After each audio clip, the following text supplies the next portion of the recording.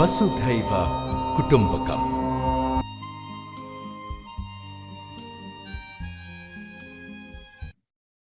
So hi, Sophia sitting in New York. I got to know Sophia because of the APFN, that's a network, what is it, Association of Professional Futures? No, Asia Pacific Futures Network. Yes, exactly. I'm really bad with that. I know, you're in all of them, so. I look at it, I go, oh, okay. And Sophia at the time was based in Bali, which is a great place to be based. She's now shipwrecked with her family back in New York after 2 years post-COVID sort of stuff.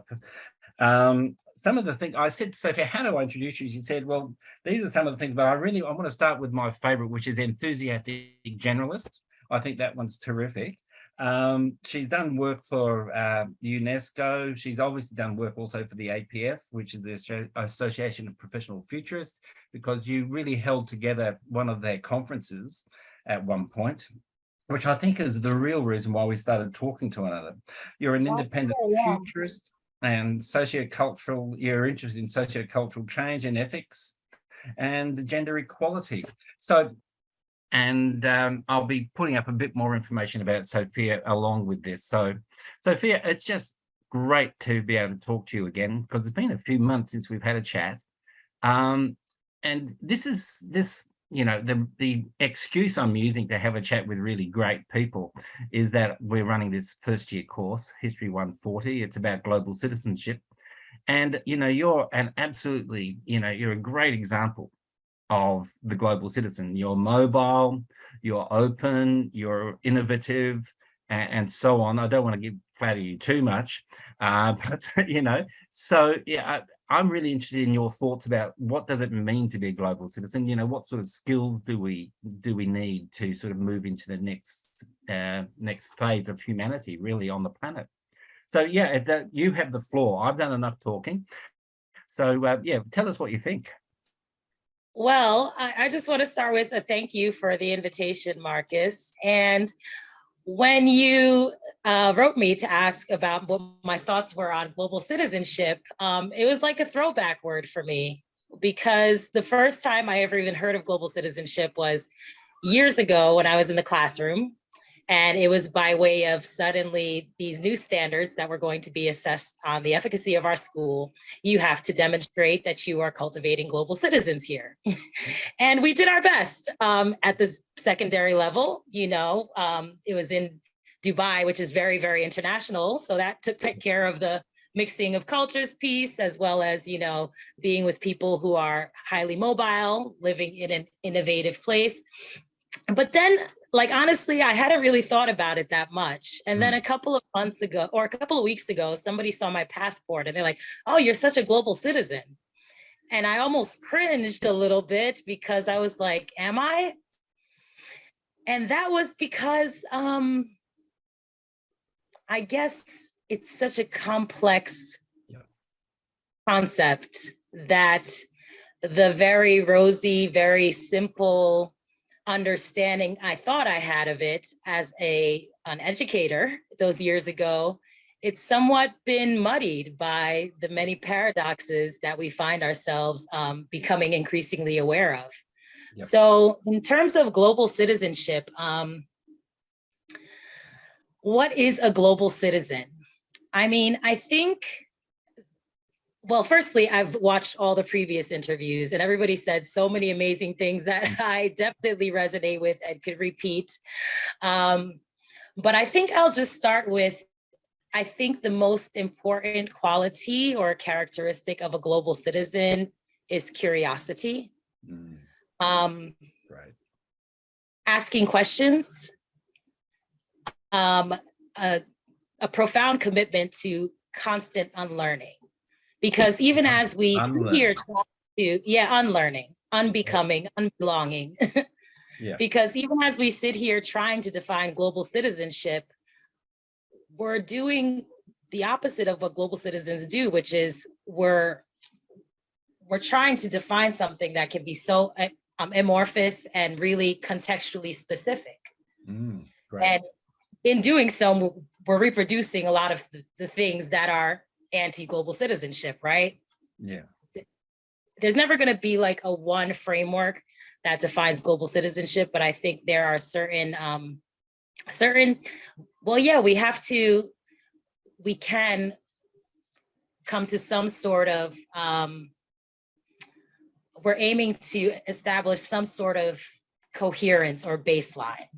Yeah. So, I mean, the ways in which we define citizen have changed and they will continue to change. A citizen is no longer what your passport says or where you were born or where you've naturalized into. The ways in which we connect and we find each other's forming communities and communicating and building together are far more diverse and nuanced than that. Yeah. So I think a global citizen, for one, going back to curiosity, as we are all more mobile, even if it's not physically getting on a plane or driving into another province or something like that, we all show up in different spaces, whether it be online or in a town. And I think one of the biggest things I learned, particularly during the pandemic and with the amplification of a lot of social and political discourse, is that when you arrive to a new place, it's not for you to arrive and be acknowledged and be exalted for having come there. It's for you to arrive quietly, perhaps asking for permission or safe passage to be welcome to this space, and therefore being more receptive to what that place has to offer. And that often has to do with being quiet and not speaking first, or not wanting to contribute what you think you know about any given situation or place just because you have arrived. Yeah. So it's humility. Yeah, you're talking about humility. Humility is definitely one of those qualities. Yeah. It reminds me, whenever I get to a new place, the first thing I do is I go for a walk. I walk the streets just to feel the place, just to sort of smell it, hear it, just sensory, just, to have your skin touching the place or the place touching your skin. Yes, and that brings me to another good point. I think our global citizenship inquiry, in order to deepen and widen it, really has to explore the affective nature of relating to human, non-human places and others. Can you speak a little bit more about affective? Because I love the concept and the reality of it, but I'm sure many students won't really understand what you mean by that. Yeah, I mean, I think the educational systems of modernity and colonial education systems, they go hand in hand. Those two things are one and the same, or two sides of the same coin. I think that it's overly focused on the intellectual and making sense of things and describing a problem and then diagnosing it and then prescribing a solution, right? And we are very solutionist. And when I mention the affective, it's more about developing our capacities in other ways of sensing, knowing, being, and engaging with the world around us and with ourselves. Yeah. So other ways of knowing are like me walking the streets, just feeling a place. It's just like being embodied in a place. Yeah. Exactly. Being embodied in a place in any given situation, and understanding our what's the word I'm looking? Our somatic responses to things, because often, funny story, you mentioned Bali. People thought this time was paradise for me, and it was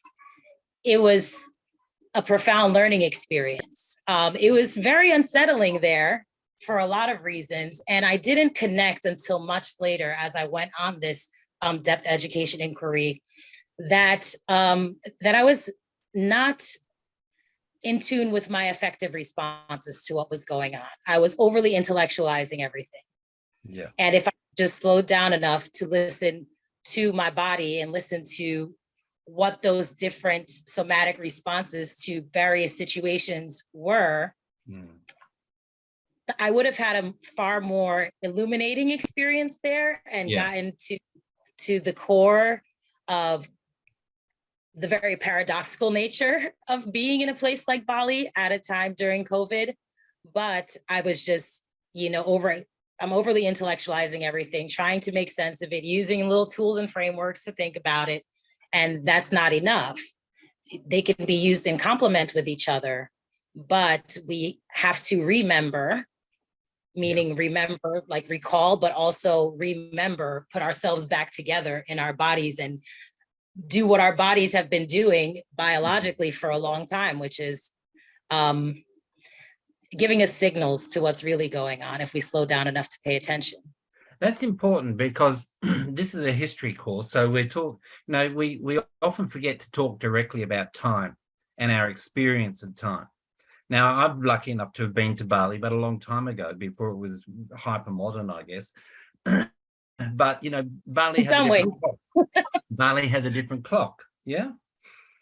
And of course, your own timing needed to adjust to that. So one of the things about being in a place is being able to adjust your temporality with a place, yeah, or a society or a civilization even has its own TikTok. Modern world is so fast in some respects, but its speed is so unconscious.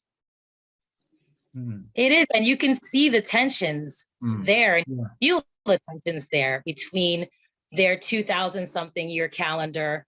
Well, no, it's like I think 400 years or so ahead of us, to what 2022 of the Gregorian calendar means to all of us. Yeah, and there's the tensions that create conflicts and friction, and then you throw in cultural expression in there. So it might not be outwardly conveyed by locals, for example, or even by guests, that these tensions exist, but you can see it in the ways they manifest themselves. Yeah, exactly. So the one thing just before, because I'm aware of time, talking about timing, I like to keep these reasonably short. And I know it's your evening there and your mum's not well and blah, blah, blah. So, and I've got a loaf of bread in the oven. So it's really your loaf of bread. We've got a number of things going. But, there's this, I want to just underline timing. With my group, I've got this long time academy. I don't know whether you've seen it or not, but it's fantastic work from Ellis Saltmarsh and others from the UK. And I'm just very happy with the work they're doing to kind of make people conscious about temporality itself. Could you say anything, do you have anything more to add to what we've just said before I jump to my second question about what gives you hope? Well, in terms of temporality, I find myself, and many of us who are deepening and widening this inquiry, finding ourselves with the understanding, I'll say, that long-termism and long-term thinking is very, very important. Yet, how can we essentially colonize the future for people or non-people, non-humans who are not here yet? There's the whole concept of SWAF, School of International Futures, is really leading the way in terms of intergenerational fairness. So we're constantly in this tension of trying to even think long enough into the future, as opposed to the short-termism, which has led us to many of the crises of the day. We want to think beyond that, but we can't think too far in certainties about the futures that exist, because the VUCA world, it's too volatile, too uncertain, too complex, too ambiguous to even think that what would work today will work in the futures. Okay. So it's constantly this tension and paradox. All right. So you use an acronym there, which we need to just, can you explain what VUCA world means? Just before that hasn't come up yet in a conversation with all these futurists. I feel like I'm hearkening back to the dark ages. Well, VUCA is a term that was coined by the US military in response to Cold War complexities. It stands for volatility, uncertainty, complexity, and ambiguity. But the acronym has been brought to broader use and is in the common lexicon as an understanding of just the time that we live in and the times we will face. Yeah, yeah. Great. Thank you for that. All right. Now you're just landed in New York, which is probably one of the fastest places you could be after being in dreamy Bali. What gives you hope? This is my last question. So yeah, I'll let you off the hook once you give us some sense of what where we might anchor our sense of hope. Well, you know, I'm actually in New York and I went to the city for the first time in a month.